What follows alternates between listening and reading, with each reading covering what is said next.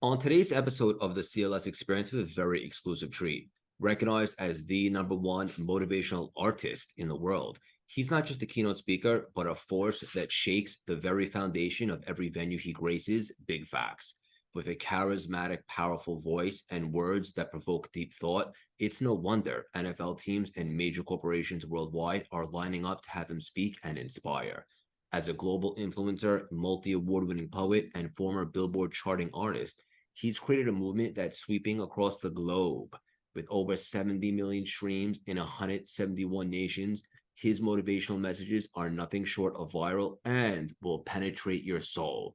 His best-selling book, Blessed and Unstoppable, has elevated people's spirits in over 32 countries and counting. And if that wasn't enough, in 2019, he was honored with a doctorate in humanities for his unparalleled global impact. No big deal. He's just a juggernaut in all facets of life and a beacon of inspiration for millions.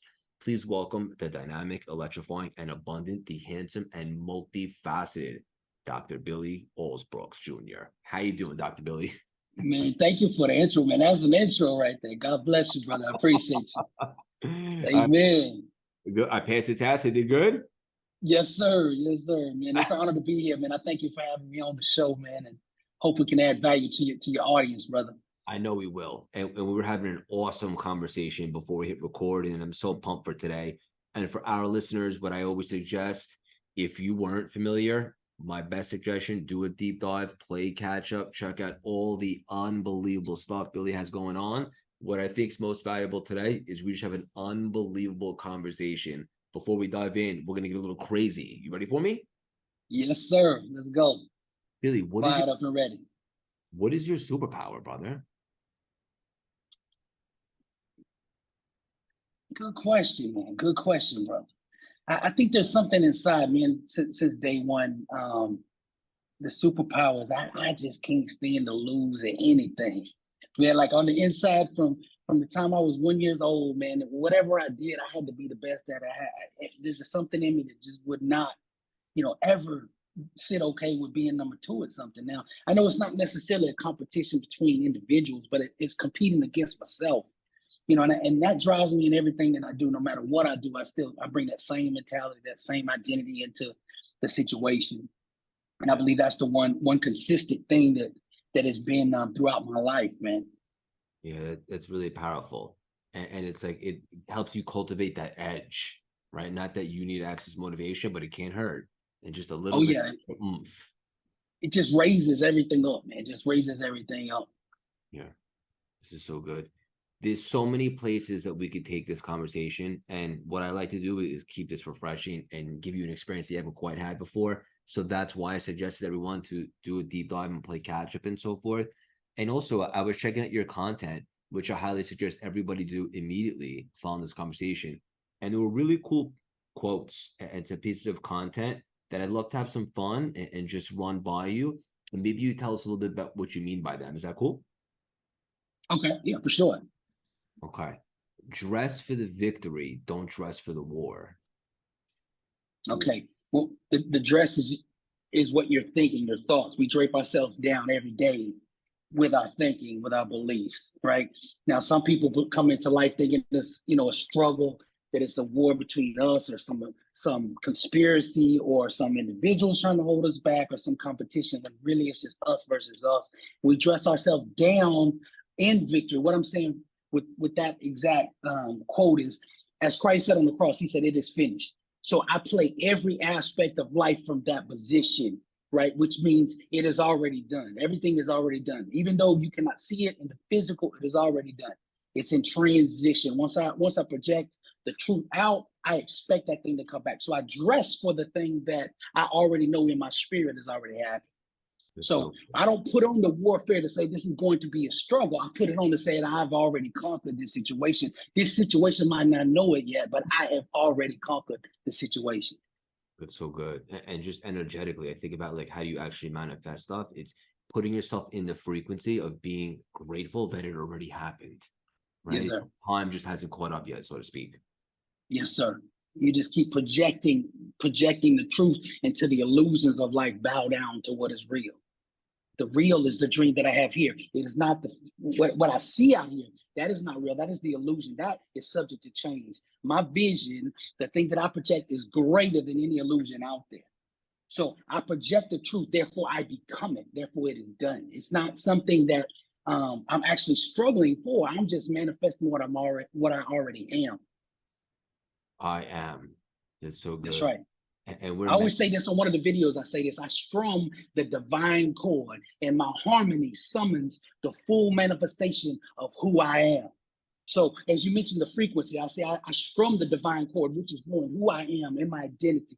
Right? I understand that I have the power to create with my mind because the God is within me. Greater is He that is in me than he that is in the world. Right? So I understand that I am this inside. I strum the divine chord, meaning I represent and I acknowledge that which is in the power within me is greater than the power on the outside. I strum the chord, right? And once I strum it, I summon to me, which is attract. I summon to me the full manifestation, right, of who I am and what I desire and what I see in my mind. So as you mentioned about the frequency, it's raising that up to becoming aware at a higher level. And once you raise up to that level, the thing is attracted to that frequency. I think that's the most beautiful thing I ever heard. God is good. Unbelievable. Can you just run that back? You strum? I strum the divine chord, right? That's awareness. I strum the divine chord. I know who I am. Right. First, you got to know who you are, no matter what it is you're doing. First, you got to know you. Right. I strum the divine chord, and my harmony, right? My harmony summons the full manifestation of who I am. I know exactly what you mean. And I highly encourage all our listeners right now to grab a journal, run that back, and write that down. And to me, that's really how you manifest stuff. Because in life, you don't. I know manifest is like a sexy word these days. But you don't manifest what you want, you manifest what you are, right? What are you able to sustain vibrationally, right? And emotionally, energetically. And this is so beautiful. And I know you mentioned God and stuff like that. And I know that there was a time when you kind of renewed your faith in God and that kind of changed your life. Is that right? That's right, man. You know, growing up, I grew up in the church. My mother and father were both worship leaders. Right. So for the time I was, 1 year old, man, I'm in the front row of church. Matter of fact, I wrote my first poem, my first song on a tithing envelope at 7 years old there in church. Now, when I turned about 13, I think it was 13, almost 14, we had moved from Dallas, one environment, to South Florida, which was a totally different environment that I got introduced to.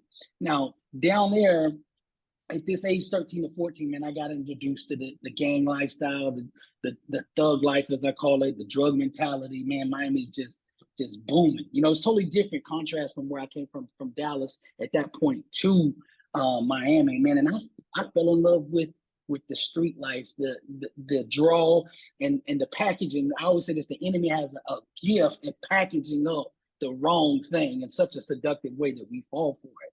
Right. So I traded in the Batman and the Superman as my hero and started seeing the dope man ride by on the rims and all of that. That became the Batmobile. And I'm like, I want that. You know what I mean? I wanted that lifestyle, that attention, that respect and everything that came with it, man. And, from that point on, from like 13, 14 on, all the way to 2007, almost 20 years.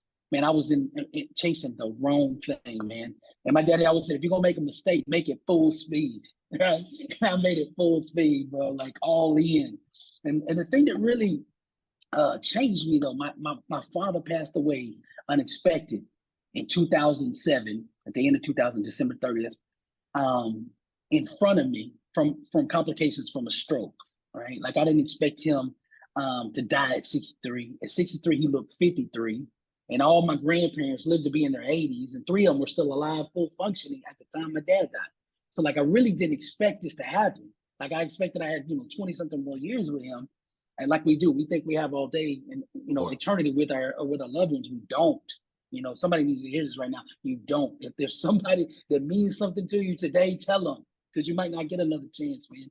But the shocking and the trauma, the way that just turned my whole life upside down, watching him die in front of me, unexpected, man, it just shook everything. I began to question everything, but before I could step into my new season though, but before I could step, coming out of the music and the thug life that I was in into this new season that I'm in now, which is personal development, kingdom building, building people up, construction is what I call it. I was in destruction back in the day. Now I'm in constructing, helping people construct the better version of themselves. But before I could do that, man, I had to go through the struggle, man. 7 years, the 7 year, what I call the lost years in the wilderness. For my dad down, I developed PTSD, panic attacks, and they just consumed me, man. I went from being on stage rapping and doing my former life in front of 20,000 people to being locked up in my bedroom 2 weeks at a time, scared to come out,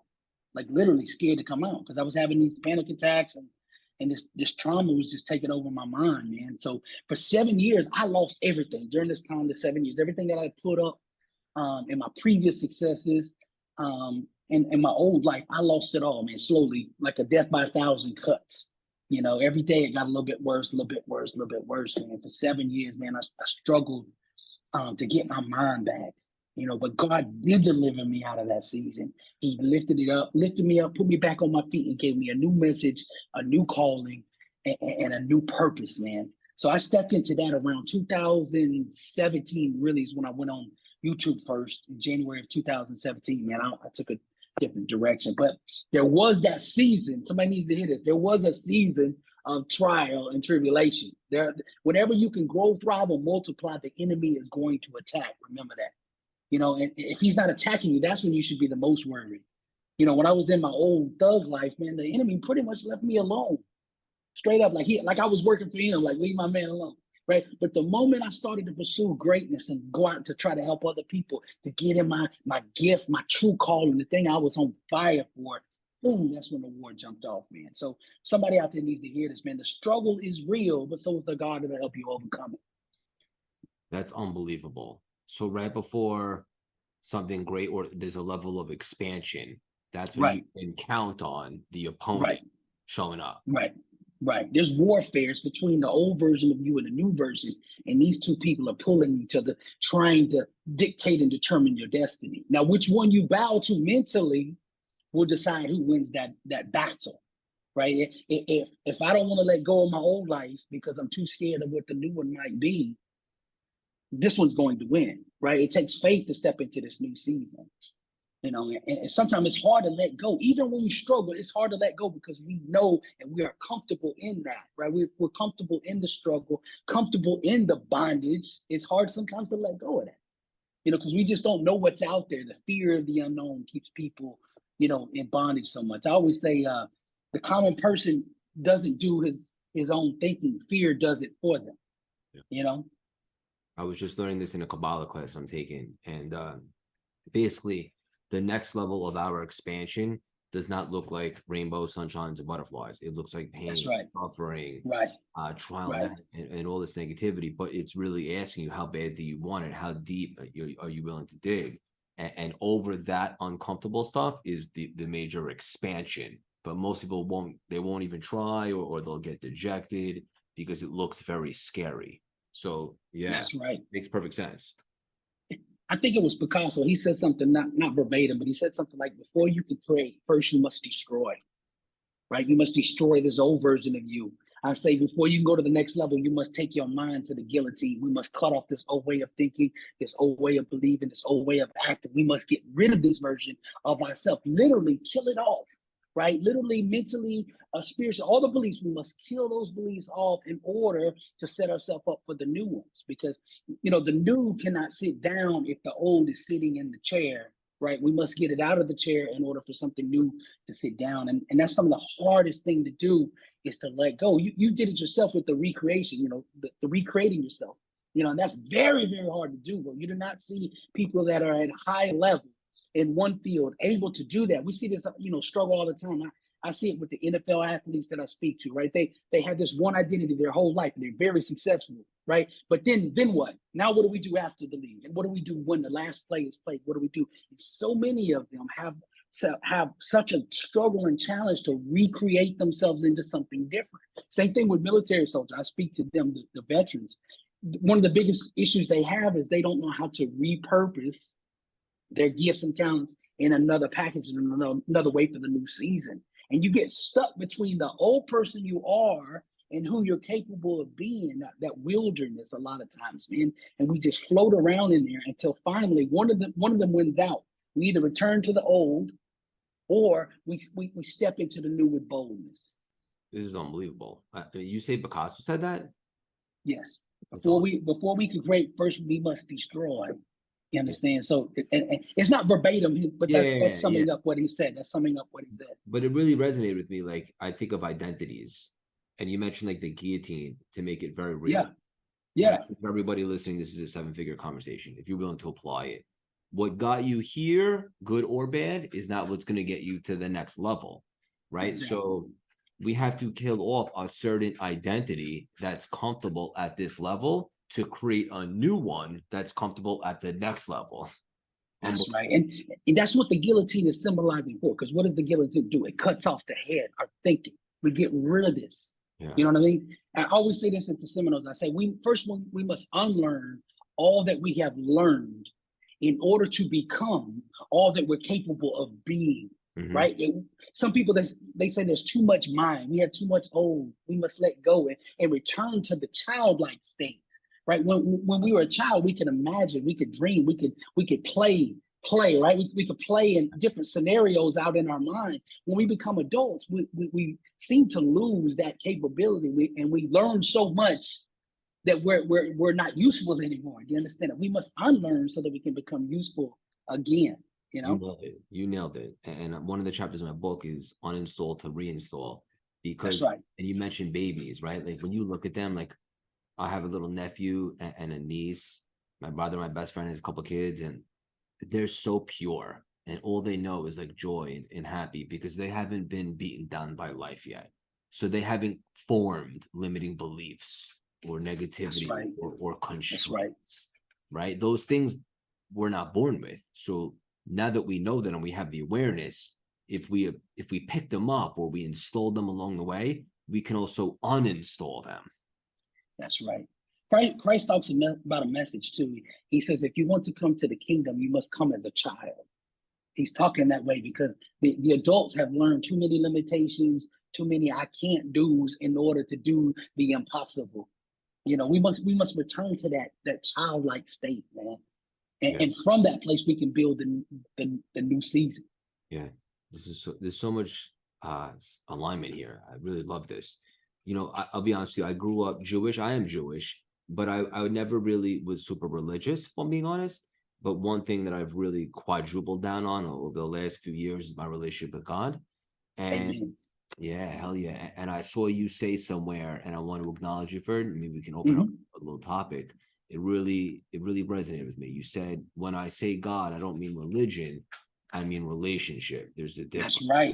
That's right. Some people have so much religion they got no room for God.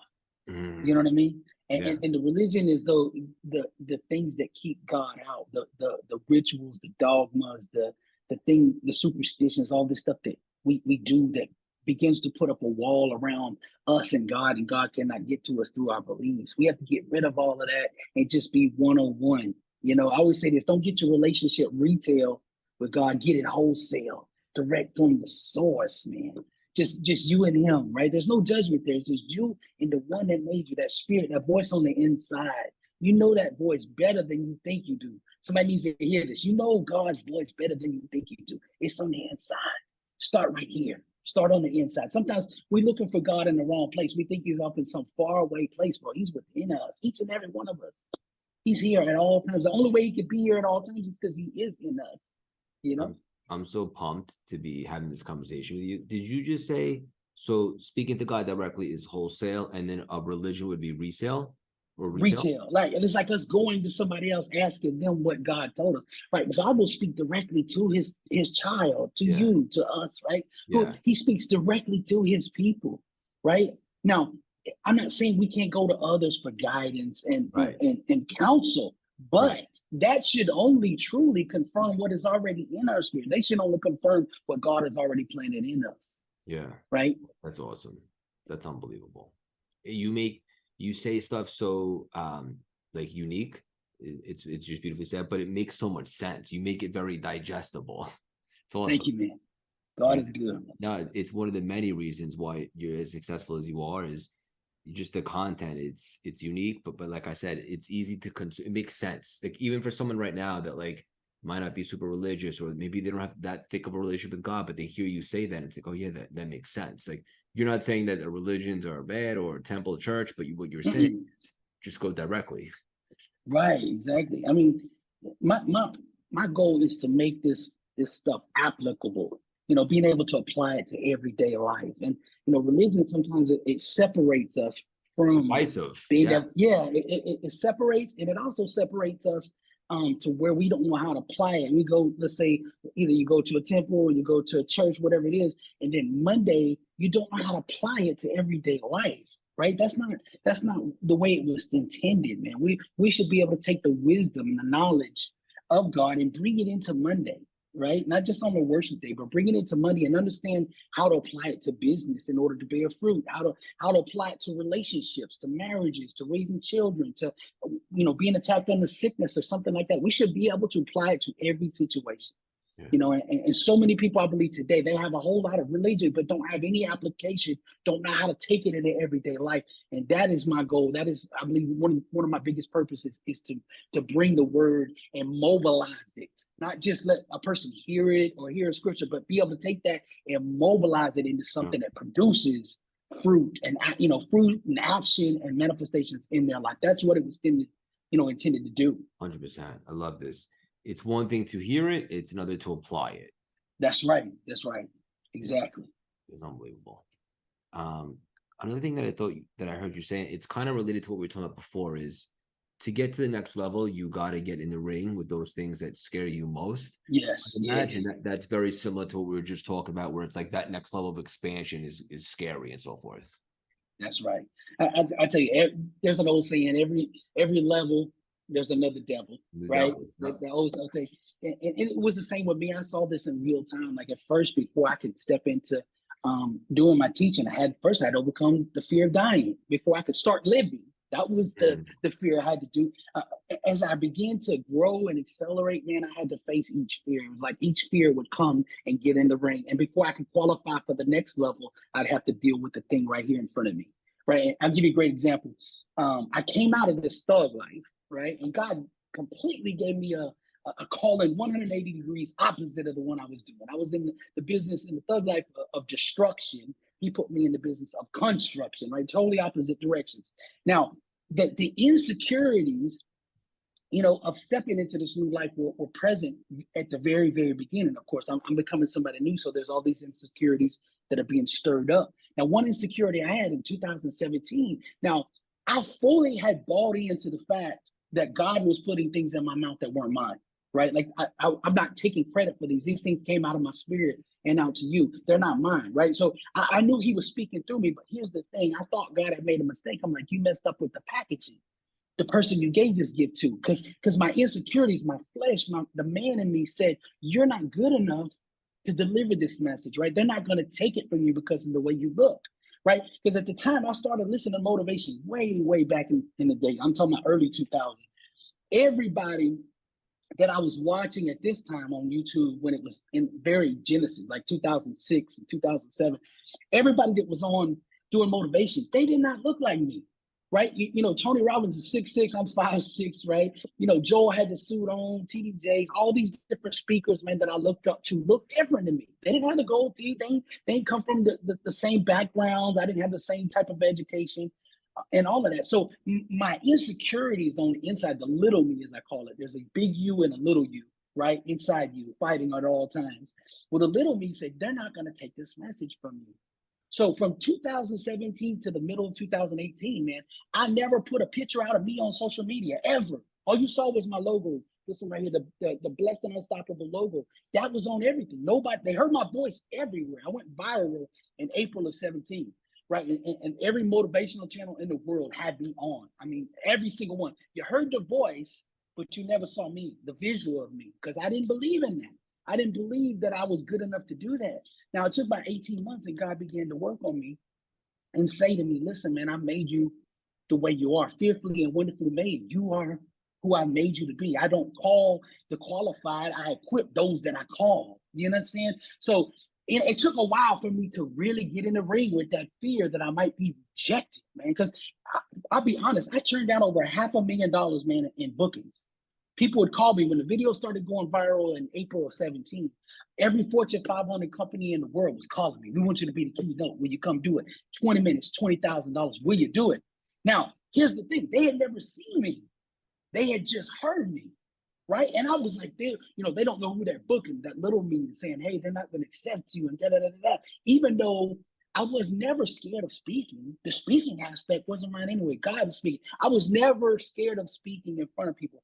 I was scared of them rejecting me as an individual, scared of them. And I had to eventually get in the ring with that and say, I am okay with me in order to qualify for the tour that I'm on now. Like I'm on a world tour now. I'm about to go do the 125th event, right? 125. But that wouldn't take place. It couldn't have even been a thought until first I was willing to get on the stage in front of 10,000 people I did not know, who did not see me, and say I'm okay with me. And until I got in the ring with that, I didn't qualify for the next season. And it happened all the way through like that. Every time I would overcome that, then the new one would come, the new fear. For instance, okay, I accepted that God was the one speaking. I was okay to get on stage. I was comfortable with me. Then came, well, you're scared of flying. I was scared of getting on a plane, right? So I was like, I got to do this because God had put a dream in me before I started doing this. He put a dream in me of impacting 1 billion people. 1 billion people. Right now, there's only 300-something million people in the United States. So that means what? I'm gonna have to fly out of here. I'm gonna have to fly across the Atlantic, fly across the Pacific, fly to South America, fly different places. Now, the thing was, I came to that crossroad. Is my dream bigger than my fear? Right? Is my dream more important to me than my fear of trying to protect myself? Right. And I had to choose one. I either, choose the fear or choose the dream, man. And, I had to do it slowly and desensitize myself to that fear, but it had to be conquered in order to do what I'm doing now. I would take the flight 30 minutes, right? I'd get on a short flight, 30 minutes. And then I went to 1 hour. Then I went to a 2-hour flight. Then I went to fly across the whole country, 4-hour flight. And I did this over and over and over. And slowly I became to conquer that fear and desensitize it. To now I can fly to London, Paris, Rome, or I can go the other way, go to Australia like I did a few months ago. Now, that only happened because I got in the ring with fear. Somebody needs to hear this. You're not going to go to the next level until you're willing to look at that fear and say, I want my dream more than I care about protecting myself. This fear has no place in me. And until you get to that point, you're going to stay right here. It's time to face it. It's time to face that thing.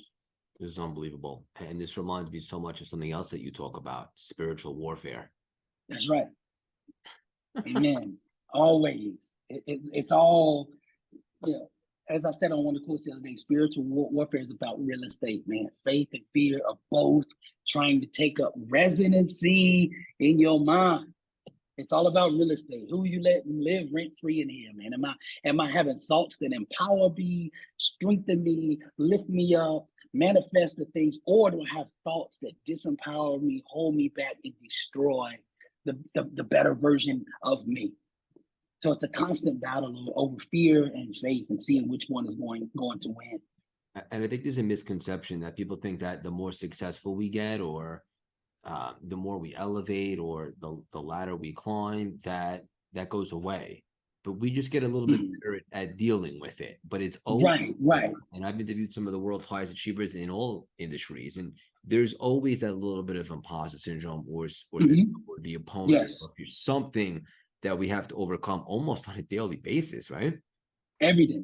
Like you said, every day. Because it should be that way by design, though. Listen, if you're comfortable, that's the enemy of greatness, man. Comfort has nothing to do with greatness. I always say this: your success potential will always be equivalent to the level you're willing to be uneasy. Right now, if you feel comfortable right now in your life, you're not stretching enough. You should still have that little queasy. You should still get the anxiety and the fear, but your response to that fear and anxiety should be different.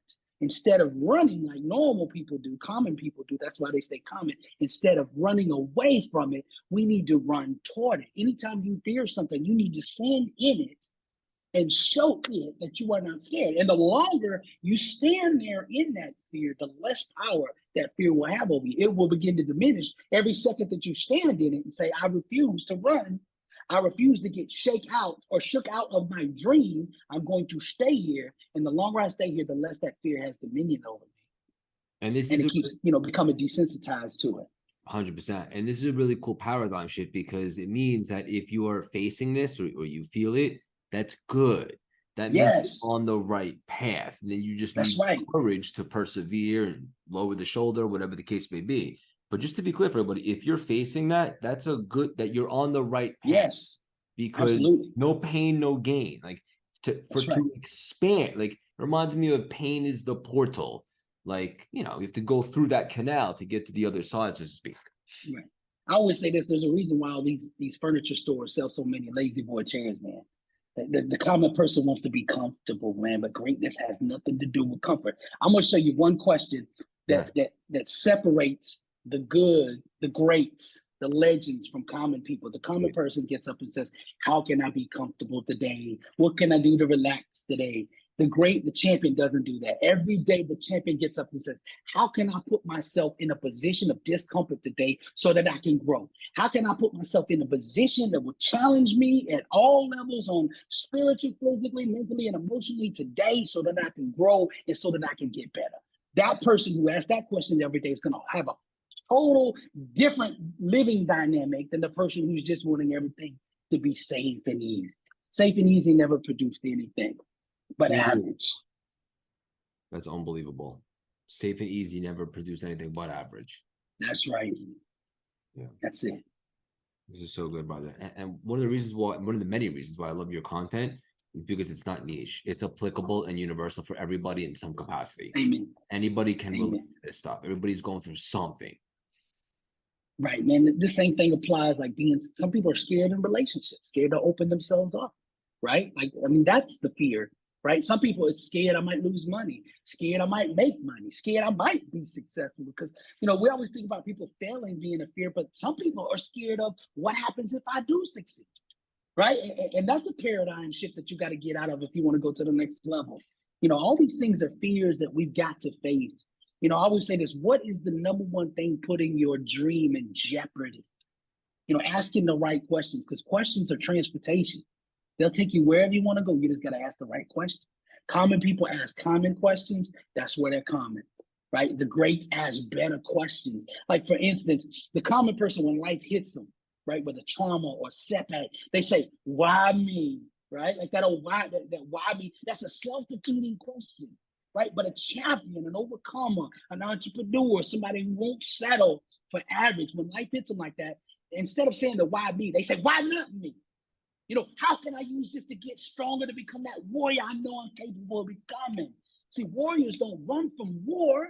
That's why we call them warriors. They run to war. They invite war in every single day. That's why they're legends. That's why they're immortal. That's why we talk over and over and over. The Muhammad Ali's, the Tom Brady, the Michael Jordans, man, because they invited war.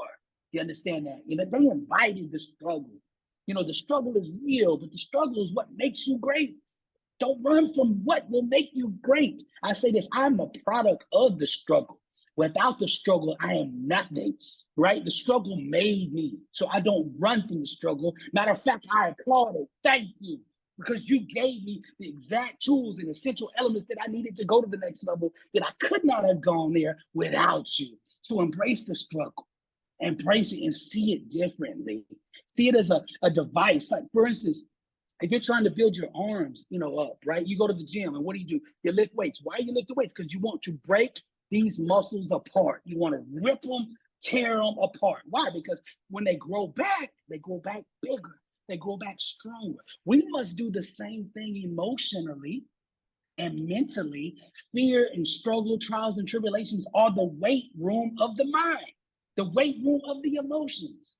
The more we go through these types of things, the stronger we get on the inside. So some of you, have been running from getting hurt, but the getting hurt is what is going to thrust you to the next level. Stop running from the thing that is going to make you exceptional, that's going to make you unstoppable. I said this today. I wrote a quote this morning. I said, I tricked the world into hurting me so deeply that I became unstoppable. You know what I mean? That's where you got to look at this thing differently, because it's all how we respond, right? It's all about our response. It's not what happened to us that defines us. It's how we respond to it that defines us. You know, a great question. Every one of you out there that's listening to this podcast right now, one question that will change the dynamic of your existence is if you ask this question and ask it consistently. One thing, just one thing would change your whole life. Say, how am I going to respond? Now, no matter what life hits at you, you get a betrayal, right? How am I going to respond? You get denied the loan for the business. How am I going to respond? You go bankrupt. How am I going to respond? The stock market turns, the real estate market turns. How am I going to respond? Right? I get hurt. How am I going to respond? You know, that's what we must constantly ask ourselves and be focused on that response rather than the thing that happened to us. The most important thing is how you respond to it. And at all times, we must respond like a champion. We must respond like a warrior. We must respond like the person we are, the overcomer that we are at all times. But ask that question. If you ask that question in the moment, you'll seize back control of your thinking instead of the emotion in the moment having control of you. When you ask that question, you're taking back the reins and control of your life. Right. And first of all, I love when you get fired up, brother. It's unbelievable. Amen. And when you do that, you have the ability to respond, not react. That's it. Which is something we're all working on, I think, a little bit. Man, one thing that I'm committed to, I've been mapping out 2024 now, right? Same. Is to be completely inner focused. And what I mean by that is not giving hardly any weight at all to anything that happens to me on the outside that I don't control. And strictly asking that question over and over. Okay, if something doesn't turn out the way I want it, how am I going to respond? And stay in here. And I thought about the question was this, is what if for 365 days, I stayed focused, I stayed disciplined, and I kept asking the right questions like that and focused on what I controlled instead of what I didn't, and kept all my energy, time, focus, and allocation right there. What could I achieve? Right. And that's going to be the big test for me in 2024. I want to see how far and how much I can achieve and accomplish and do and become by strictly controlling what I control. Once you master the things under your control, the things outside your control become irrelevant. Somebody needs to hear that. So my thing is to seize back control of what I do control, because there's so much in this world that we don't. Right. But when we are focusing outward, every moment that we focus outward, we are getting weaker. We're not functioning in our power. If we are looking out, we are not in our power. If we are looking in, we are in the center of that power and we can do anything. And that's where I want to keep my focus right there. Say, man, am I disciplined today? Am I doing what I need to do today? Am I rooted in my word, my study, my workouts, my eating, my spiritual detox, making sure I'm not letting bitterness and these things get in me? If I control that inner world, the outer world will come bow to it. You understand? So that is my goal for 2024. Maybe somebody needed to hear that. Maybe that'll help you as well. But think of what you control instead of what you don't. And that's that question. How am I going to respond? That question keeps you thinking from that place. This is one of those episodes where you can run it back 20 times. I mean, guys, in the audience, like, this is so pivotal and so important, because it never really is the stuff that happens, but how we handle, how we respond. Can we turn, challenges into opportunities, or are we defeated? And that can really dictate your entire life. So this stuff that he's saying is so important. And if you get your inside right, like your inner game, then nothing can really penetrate you. I'm not saying that is, to be honest, that is the whole game. The inside is the whole game. Mm-hmm. We've been misled that the senses have led us out of our power to thinking that the senses are more powerful than our mind and our thoughts. And that is not true. That is error, right? Every second that we think it's something on the outside, man. Somebody needs to hear this too. It's in my spirit, man. Somebody out there has made a mistake, right? A real mistake, and beating themselves up about it. I'm going to tell you this. It's not the mistake that's going to define you. It's what you do after that mistake. Everybody is going to make mistakes. What are you going to do now? This is the only thing that matters, right? God is not upset with you about what you did in the past. He's too concerned about what you're doing now and what your future is going to look like. Stay focused right here and respond and live from this moment. Make your future so bright they forget all about your past. Come on, somebody. This is Come on, somebody. No, this is perfect. I love it. Love you, brother. This is so good. And yes, like the mistakes are inevitable. And also when we do have a mistake, it's good because then we're able to tell a story about what happens next and how we responded and how we rose to the occasion. Right. Yeah. You know, you used to trade, right? You used to be on the market trade. Okay, you know this in that field. You make a bad trade. Okay, you don't want to carry that over into the next one. Correct. Right, that trade is over. What am I going to do from here forward? Right, that's it. And the ones that succeed in that field in the stock, they're able to let the last trade stay in the last trade and get to the next one. The ones that don't succeed carry that over into the next trade, and it affects everything. Yeah. Right. It reminds me of, you mentioned Tom Brady before, also known as the GOAT. Like if that guy throws, if that cat throws an interception, the very next drive, it's like he's starting from, that's it, clean slate. Scratch. I don't even know what happened. This is a brand new drive. Exactly. That's it, man. And, you know, I had a guy tell me, something at my seminar. He came to thank me, but I actually got the message and lesson from him. Sometimes that happens, right? Like, it goes one way, but really your own blessing is in somebody else, right? And he came to my seminar after we got to talking, and he said, man, I just want to thank you, man. Your videos, made me a millionaire, right? Listening to you every day, motivating. Now, at first I was like, I appreciate it. But now once I know he's succeeding, right? He's succeeding. I need to learn from this guy. And this is something people need to hear on your show right now. Anybody who's winning, you need to be taking notes. You understand? If I get in the presence of anybody, if they are the best knitter in the world, I'm taking notes, right? Whatever greatness is, because there's something they're tapping into, some principle, some law that I can export over into what I'm doing, right? Greatness leaves clues, right? But this guy said he was successful and became a millionaire. So I was like, okay, teach me what it is you do. And I said, how did you become a millionaire? He said, man, I own the 30. That's how I became a millionaire. And I was like, what does that mean, own the 30? Right? I was confused. And I'm writing it down on my paper, own the 30. What does that mean? He said, I'm in the type of business that, we sell solar door to door, right? In Texas, in the hot summer where it's 105 degrees, right? We get dropped off in neighborhoods. We divide the streets up and go door to door knocking on people's doors who did not ask us to come. We cold knocking, trying to sell a high ticket price item to people who didn't even want us to come knock on their door, right? He says, so we get dropped off 7 o'clock in the morning. I'm knocking on doors, right? And he said, I had to learn how to own the 30. And I said, explain that to me. He said, okay, well, it takes 30 seconds for me to walk from one door to the other door. He said, in that 30 seconds, that's where dreams die. And I go, what do you mean? He said, okay, you knock on the first door. The person gets up and they're mad because they just woke up out of sleep and you woke them up at 7 in the morning.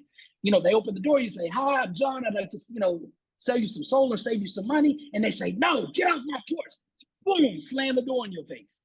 Right? Now, he said, the ones that succeed in my business can leave that door slam where it happened.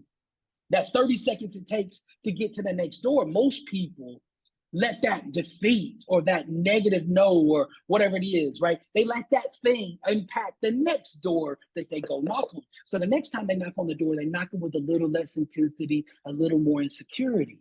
And he said by the third or fourth door, they're done. He said 90% of the people that get hired on in our business quit by the fourth door. He said, but here's the thing. He said, those that keep knocking in our field, there's 2 types of people. There's people that make no money because they quit on door 4, or there's people who make 6 and 7 figures. There's no in between. And he said, I learned early on that all I had to do was keep knocking.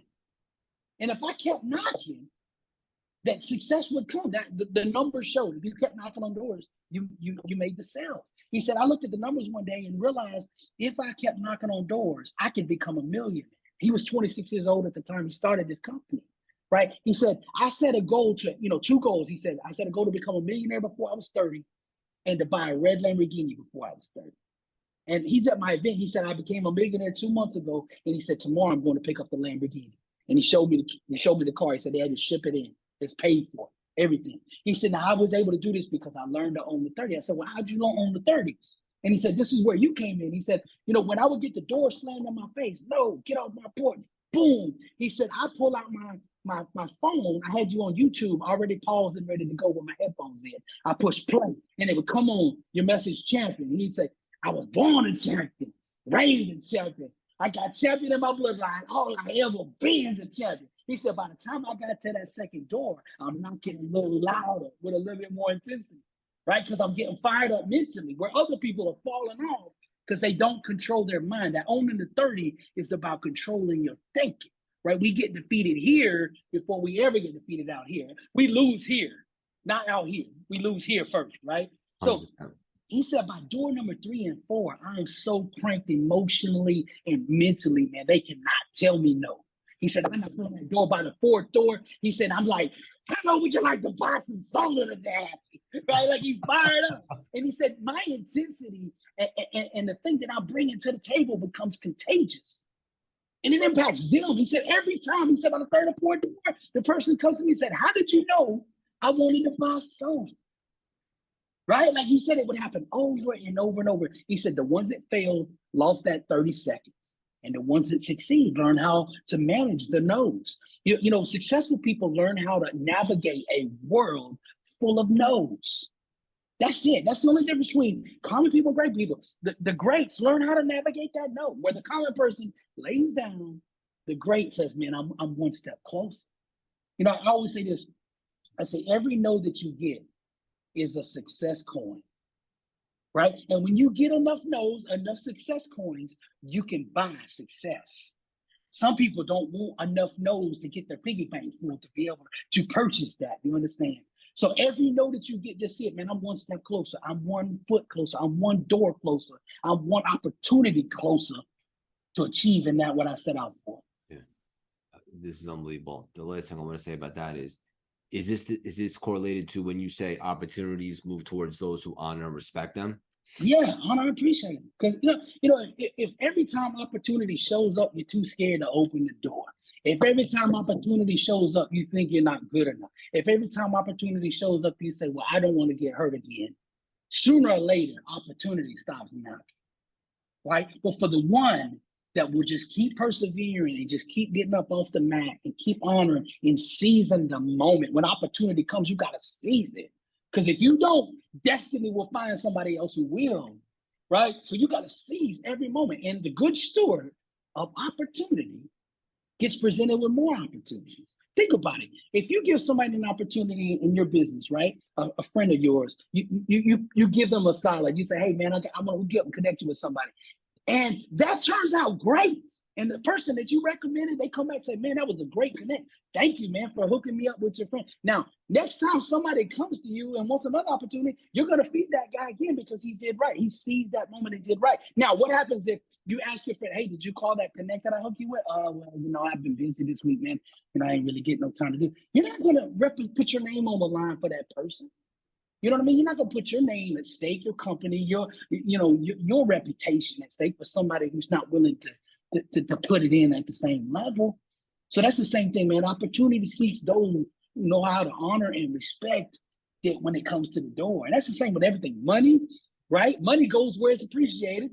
Energy. It goes where it's acknowledged and respected and allocated. Yep. That's where it comes, right? Same thing with love too, right? If love is not gonna come to somebody who don't appreciate it, right? If you treat your woman bad and you don't, respect and honor and do right for her, she's not gonna stay that long, right? Same thing. Everything in life goes to where it is honored and respected. Period. Yeah, it's unbelievable. I know we're getting towards the end. I wanted to ask you one more. Do you have a minute? Okay. Yeah, we good. Yeah, awesome. The words you use reveal to the enemy your rank in God's army. I'm not 100% sure what that means, but it's so beautiful. I'd love to find out. Okay, the enemy can tell by the words you're using whether you believe or not, right? He can tell. Like when I come into the dream, hey man, I'm gonna try to do this, new business venture, or I'm coming in there, this thing is done. I need to figure out how I'm gonna hire 100 people when this thing takes off. Right? He can tell by the words in a conversation. I always say this, I can tell by the words you use, the beliefs that you have. Your words will reveal you, right? So at all times, make sure you're using words of victory, words that overcome, words that stimulate energy and emotion. Now, we don't really understand the power of words. But man, words are keys that open doors, right? Now, if I say this, let me give you a great example. I say, what kind of a relationship do you want to have? You say, well, I want a good one. Okay, well, good is just a little bit above lukewarm. And when you say good, it didn't really stimulate nothing in me, create no energy or nothing, right? But if I say, they say, what kind of relationship you have? You say, man, I want one on fire. I want one passion. I want intensity. I want bond. I want to be locked like this. I want my person to be oxygen, right? Now, I just set a whole new thing in motion, man. Those words stir energy, stir breakthroughs, right? Some people can't get a breakthrough because they're not using words that allow breakthroughs to happen, right? They're using words that keep them in bondage instead of words that unlock their greatness, So make sure when you speak, the enemy knows, man, I'm dealing with a believer. I better go deal with somebody else who don't believe in a dream, because this one here, I have no chance of defeating this one. Right? Because victory, is here. It starts in the mind. It comes through the birth canal, which is your mouth. I say the dream starts here, right? The mind is the womb that gives birth to the dream. But that dream must come through the birth canal, which is your mouth, right? And if I get this aligned and this aligned, it's not long before I start walking it too, right? If your mind and mouth are agreement, your body starts to follow them too. So like if you're using the right words that stimulate power, man, the enemy fears that. The enemy fears the one who's committed. Obstacles don't want to get in the way of somebody who's committed. They're no match for that. Correct. So be, one thing you can do immediately, if you have nothing else, you say, I don't have money to start, I don't have anything else, to get started on my dream. I'm gonna tell you one thing you do. Get a new set of vocabulary. Man, I look up words that sell, words that stir emotion, right? And I got categories, man. And anything that I want to change in my life, if it's fitness, if it's relationship, I'll look through those words and I'll begin to talk and use them in conversation, different words. When I begin to use different words, I invite new opportunities, new circumstances, new situations, new emotions, new feelings, new people, right? Now, if I keep using the same words and saying, why is my life not changing? Because my words have not changed. Right? My words have shaped, my thoughts and words have shaped my environment. Right? And if I want to change, I must address these two things. I must get rid of my thinking, get rid of my old beliefs, and I must speak like that which I want to become and that I want to experience. So the words are really, really powerful. Don't underestimate the power of your words. It's incredible. This was unbelievable. I can't even believe it's been an hour. First of all, for our listeners, I know they're going to be super pumped to support you, brother. I know you have an event coming soon in December. Depending upon if this gets dropped beforehand, is there an opportunity for people to sign up? Is that thing sold out? Oh, yeah. Yeah. You can go to blessingunstoppable.com. I got all my tour dates on there. We actually got 3. I don't know when this is going to be posted. We actually got one this weekend, in December 3rd in St. Louis. And then December 9th, San Jose. And then December 16th, we finishing up the 30-city tour from this year in New York City. We're super excited to come back to the Big Apple. And then next year, we're going to have another slate, another 30 cities, man. We're going everywhere from London to Sydney, Melbourne, and everything in between. So if you don't get this one, man, be sure to follow up on us. We got a massive amount of tour dates and slate for everybody to get to. Yeah, and we're going to put all that in the show notes as well. Before we wrap up, I'd like to have a little bit of fun. Maybe 1 minute of rapid fire, maybe 1 or 2 word answers. We'll get a little weird. Okay. Let's go. Okay. Favorite movie? Godfather. Yes, Godfather 2. Okay. Your last meal on earth would be? Common peace. Which one? Pizza. Oof. Can't go Good wrong. pizza. Hell yeah. Favorite guilty pleasure? Ice cream. Fair enough. Favorite book, not including yours? I'm actually reading something right now, but it's got Charles Fillmore. It's a collection of books. He had 12 books, and they broke it into 2 different books, a series of books. Man, it's some of the most powerful stuff I ever read, man. Charles Fillmore. Love it. Okay. Now we're going to get real deep for the last one. Okay. Your favorite musician? Ooh. Man, because I come out of the music world, and it really just depends on what day. I won't say an individual musician, man, because I got so many, and depending on what day it will be. But I will say this: I went from rap, urban, hip hop, pop, R&B. I went to, being consumed in that, to now I'm going backwards. When I'm going back, and I went through the 70s and 60s, and I'm back into epic instrumental classical music that is emotionally stirring. I felt like a lot of the newer music was kind of boxed in ways that would not give that, dynamic. And I love to just listen to that. I'll read to that. Like I'll put on my headphones, man, and put on epic stations where it's just instrumental, powerful, like cinematic scores and stuff like that to create emotion. And I'll read to that. And I read to that. And at the same time, too, there's a rhythm to that kind of music that helps me write my quotes and my poetry and things like that, man. So that's really where I've been at musically, is more epic and classical type of music. I love it, brother. Love it. I just saw a movie. I haven't seen a movie in a while, but I love to see the movies. My fiance and I went to see Napoleon. Yes, I saw that last week. Yes, you sir. did? Yes, sir. I saw it the day it came out. Oh, I love that. Of course you did. Epic, right? Yes, sir. Yes, sir. I studied the greats, man. I studied the greats. Same. Yeah. And I was always fascinated with that character, but I didn't know so much about him. I thought the movie was really well done. Just cool. And a lot of the score in the background, some of the war scenes was epic. Oh, yeah. Definitely powerful. Yeah, I love that about you. What are you most excited about right now? How can everybody support you? I imagine the tour? Yeah, the tour for sure, man. Like I said, we come to 30 cities in 24. Still got 3 left for this year. Basically, what we do is a 4.5, 5-hour personal, intimate workshop, man, where we help people find themselves in these teachings, man, and help them get clarity in their life, get a vision, decide what it is they want. That's the main focus in the events, man. So definitely, if you get an opportunity, anyone out there, get to the event. Also, if you can't make it to an event, get the book. I was gonna just say, this is a 31-day devotional. So every day for 31 days, I walk through a success principle, and this book is doing really well. Of course it is. Yeah, and I'm gonna put all that in the show notes. This was so much fun, brother. Hang on for 1 sec. I want to connect you after.